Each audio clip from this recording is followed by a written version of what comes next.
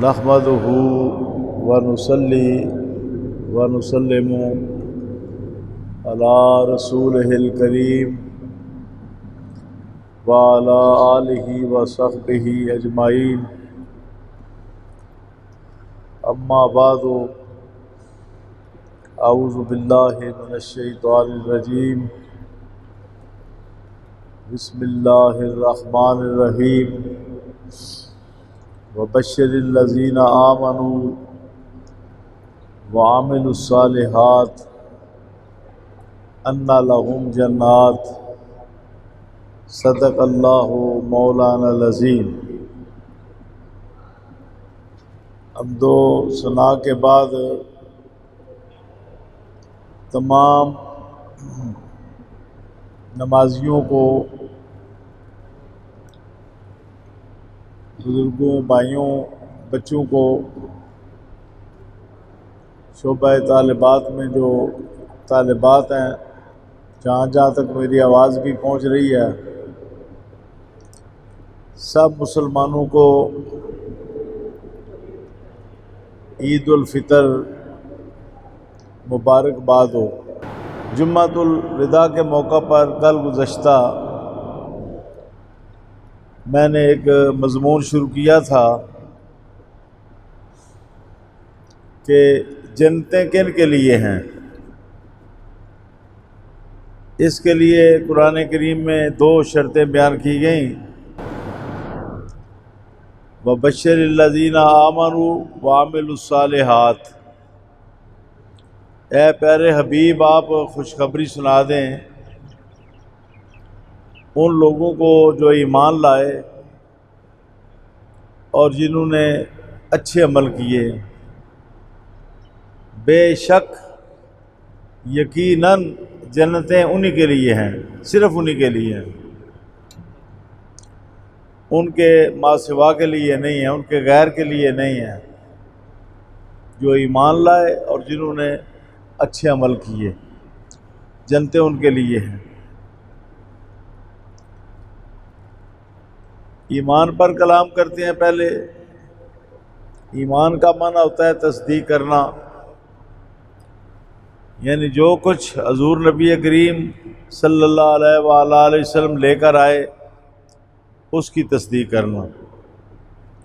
التصدیق بما جاء به النبی صلی اللہ علیہ وآلہ وسلم من عند اللہ تعالی۔ اللہ تعالیٰ کے پاس سے جو کچھ حضور لے کر آئے اس کی تصدیق کرنا، وہ عقیدہ ہو، وہ اخلاقیات ہوں، وہ اعمال ہوں، وہ معاملات ہوں، وہ تجارت ہو، وہ سیاست ہو، وہ جہاد کے احکام ہوں، وہ حلال چیزیں ہوں، وہ حرام چیزیں ہوں،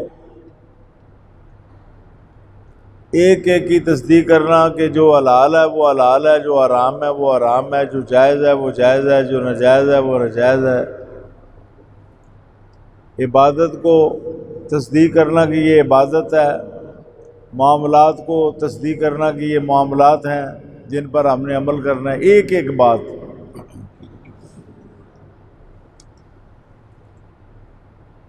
یاد رکھیں، عقیدے میں 6 چیزیں جو ہیں نا وہ بنیادی حیثیت رکھتی ہیں۔ ایمان کا دوسرا نام عقیدہ ہے۔ ایمان کا معنی تصدیق کرنا، عقیدے کا معنی گرہ لگا دینا، گنڈ مار دینا۔ کوئی بات ہو تو اس کو دل میں پختہ کر لینا، اس پر گرہ لگا دینا، یہ عقیدے کا معنی ہے، گرہ لگی ہوئی چیز۔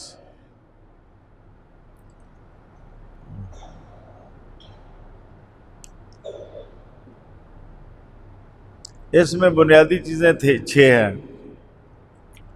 ایک توحید کا عقیدہ ہے، اللہ تعالیٰ کی توحید کا عقیدہ۔ دوسرا رسالت کا عقیدہ ہے۔ تیسرا فرشتوں کا عقیدہ ہے۔ چوتھا جو ہے وہ آسمانی کتابوں کا عقیدہ ہے، آسمانی کتابوں کو ماننا، اور یہ ماننا کہ آخری آسمانی کتاب قرآن ہے، حتمی احکام قرآن کے ہیں۔ پانچویں چیز تقدیر ہے۔ تقدیر کا عقیدہ یہ ہے کہ ہر شے اللہ کے علم میں، ہر شے، جو کچھ ہو چکا، جو ہو رہا ہے، آئندہ ہوگا، ایک ایک جزیہ اللہ کے علم میں ہے۔ یہ اہل سنت و جماعت کا عقیدہ ہے۔ باقی بہت سے لوگ آج کل بہت کچھ بنتے ہیں، ان کا عقیدہ توحید کا تقدیر کا درست نہیں ہے۔ خاص طور پر یہ جو تبلیغی جماعت اور دیوبندی جماعت کے لوگ ہیں، ان کا عقیدہ یہ ہے کہ اللہ تعالیٰ آئندہ کو نہیں جانتا، جو ہو رہا ہے اس کو جانتا ہے، جو ہو چکا اس کو جانتا ہے، جو ہوتا جاتا ہے اللہ کے علم میں آتا جاتا ہے، آئندہ کے بارے میں اللہ کو کوئی پتہ نہیں کیا ہونا ہے۔ اہل سنت و جماعت کا عقیدہ یہ ہے کہ آئندہ بھی جو کچھ ہونا ہے ہمیشہ ہمیشہ کے لیے ہر شے اللہ کے علم میں ہے۔ اور امام اعظم ابو حنیفہ کا فتویٰ موجود ہے کہ جو یہ کہے اللہ تعالیٰ کو آئندہ کے واقعات کا پتہ نہیں، وہ کافر ہے، وہ دائرہ اسلام سے خارج ہے۔ اب ہم یہ بڑی آسانی سے کہہ دیتے ہیں کہ سب ہی مسلمان ہیں، جو تقدیر کے ہی منکر ہیں وہ کیسے مسلمان ہو سکتے ہیں؟ کہ کتابوں میں یہ عقیدہ لکھا ہوا ہے، قرآن کریم کے ترجموں سے بھی یہ عقیدہ مترشح ہے، واضح طور پر بھی ہے۔ علماء دیوبند کی کتابوں میں واضح طور پر موجود ہے کہ اللہ آئندہ کو نہیں جانتا، بالکل کھلم کھلا لکھا ہوا ہے۔ جس نے دیکھنا ہونا وہ عید کے بعد بھی میرے پاس دیکھ سکتا ہے۔ یہ تبلیغی جماعت والے علماء دیوبند جو ہیں، ہمارا عقیدہ یہ ہے اہل سنت و جماعت کا ہمیشہ سے دور صحابہ سے لے کر آج تک کہ اللہ تعالیٰ ایک ایک ذرے کو جانتا ہے، ایک ایک قطرے کو جانتا ہے، ایک ایک پتے کو جانتا ہے، دلوں کے تمام خیالات کو جانتا ہے، آئندہ بھی جو کچھ ہونا ہے اسے بھی جانتا ہے۔ بلکہ ہمارا عقیدہ یہ ہے کہ اللہ تعالیٰ نے رسول اکرم کو بھی علم دے دیا ہے آئندہ کا، دخول جنت تک ایک ایک چیز کو حضور نبی کریم بھی جانتے ہیں، دخول جنت تک، ابتدائے خلق سے لے کر ابتدائے مخلوقات سے لے کر جنت میں داخل ہونے تک حضور نبی کریم کو اللہ تعالیٰ نے ما کانا ما یکونوں کے علوم عطا کر دیے ہیں۔ آپ عالم میں ما کانا ما یکونوں کے، اللہ کی عطا سے۔ اللہ تو پھر دینے والا ہے۔ عقیدہ یہ ہے کہ جو حضور نبی کریم کو نہ جانے کہ آپ آئندہ کا جانتے ہیں وہ گمراہ ہے، وہ کافر نہیں ہے، وہ کیا ہے؟ اور جو اللہ کے بارے میں یہ عقیدہ رکھے وہ کافر ہے۔ یہ فرق ہے۔ اللہ کے بارے میں عقیدہ رکھے کہ اللہ آئندہ کو نہیں جانتا وہ کافر ہے، اور جو حضور نبی کریم کے بارے میں یہ عقیدہ رکھے کہ حضور آئندہ کو نہیں جانتے وہ گمراہ ہے، اس کو کافر نہیں ہم کہہ سکتے اس عقیدے کی وجہ سے۔ تو ان عقائد کو بھی جاننا ضروری ہے، اس لیے کہ ہر پیغمبر نے پہلے عقیدے کی تبلیغ کیا ہے، بعد میں پھر انہوں نے عبادات کے بارے میں بتایا ہے۔ حضور نبی کریم نے بھی معراج سے پہلے نماز فرض تو نہیں کی امت پر، نہ زکوٰۃ فرض کی، نہ روزہ فرض کیا۔ روزہ تو مدینہ شریف میں آ کے فرض ہوا، آج جو ہے وہ فتح مکہ کے بعد فرض ہوا 8 ہجری میں۔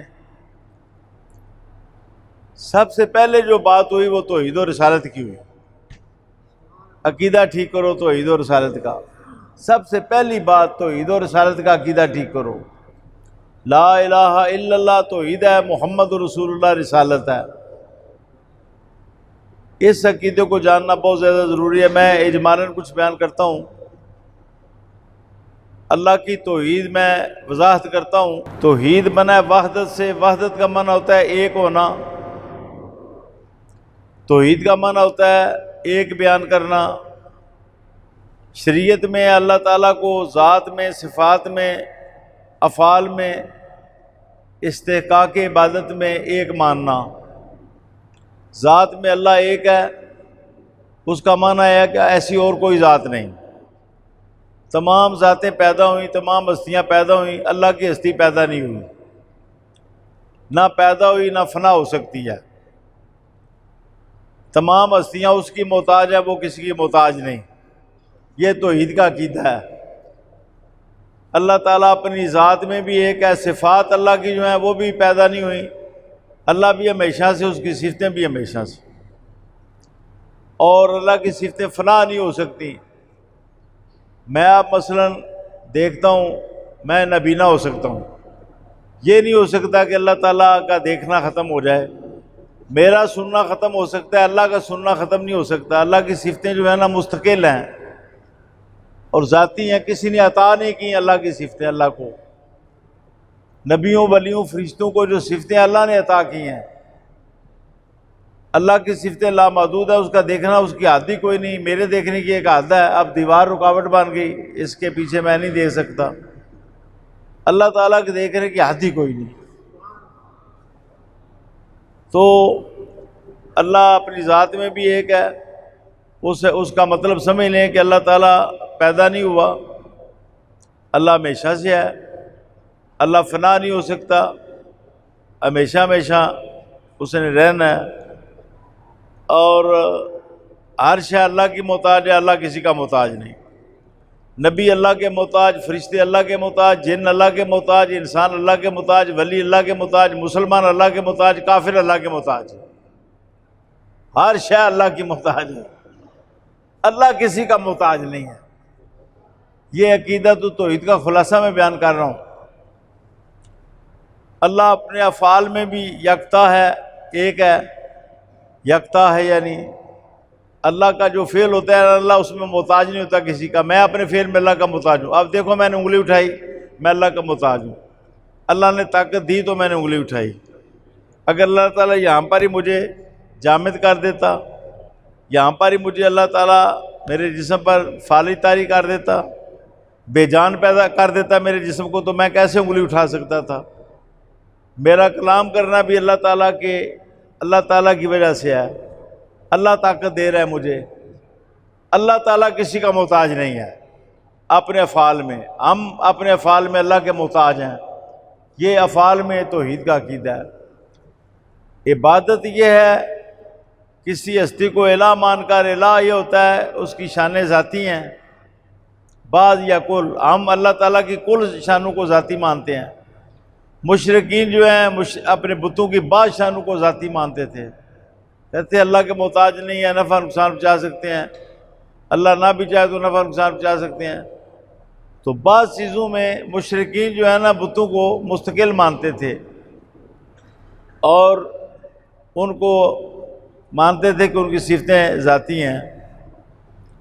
تو کسی ہستی کو، ایسی ہستی کو الہ کہا جاتا ہے جس کی کل صفتوں کو ذاتی مانا جائے یا بعض کو، کسی ایک کو بھی چاہے۔ تو کسی ہستی کو الہ مان کر پھر اس کے سامنے ادب بجا لانا اور اس کے سامنے عاجزی کرنا، یہ عبادت ہے۔ عبادت صرف اللہ کی ہے۔ اللہ کو الہ مانو، اسی کے سامنے جھکو، کسی اور کو الہ نہیں ماننا۔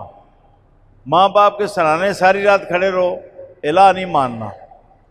نبی پاک کے روزے پر ساری زندگی ہاتھ باندھ کر کھڑے ہو جاؤ، الہ نہیں آپ کو ماننا۔ الہ مانو گے تو کافر ہو جاؤ گے۔ بات کی سمجھ آ رہی ہے کہ نہیں آ رہی؟ خانہ کعبہ کے در و دیوار کو چومو،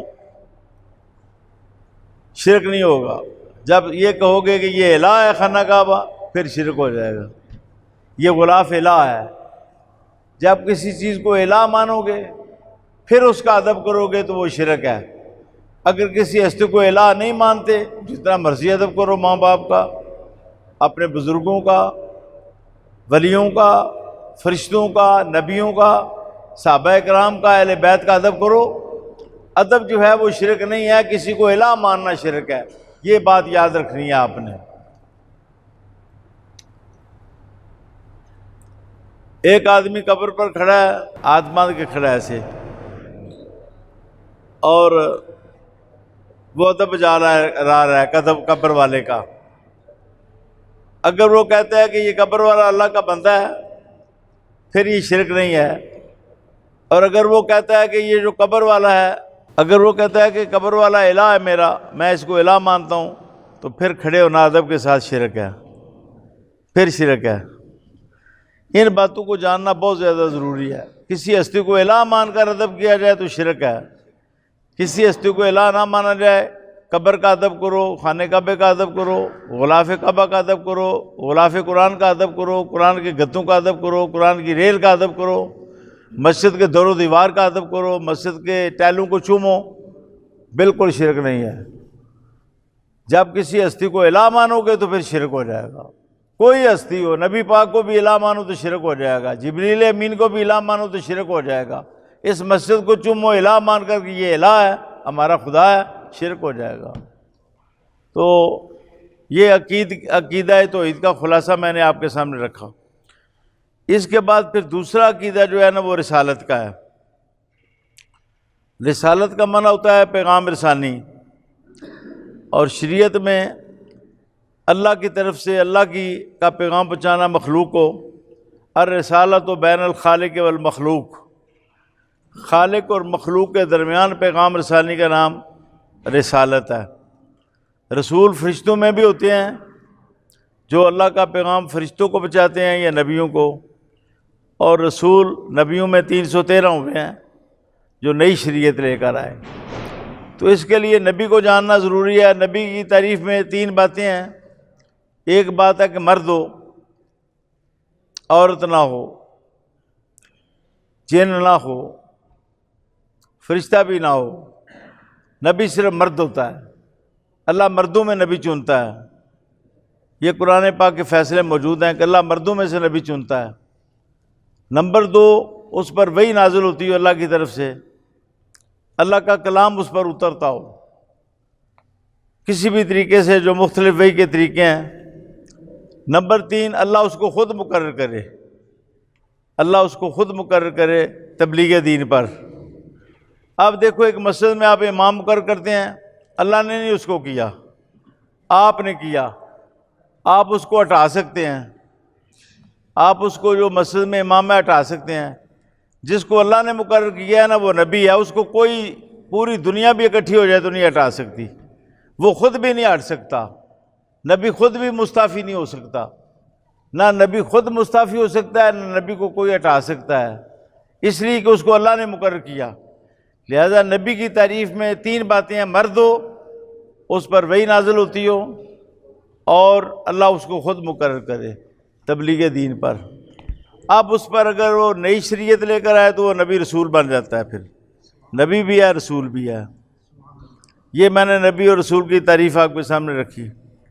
یاد رکھو، نبی اور رسول کی تعظیم اہم فرائض میں سے ہے، اہم ترین فریضہ ہے دین کا۔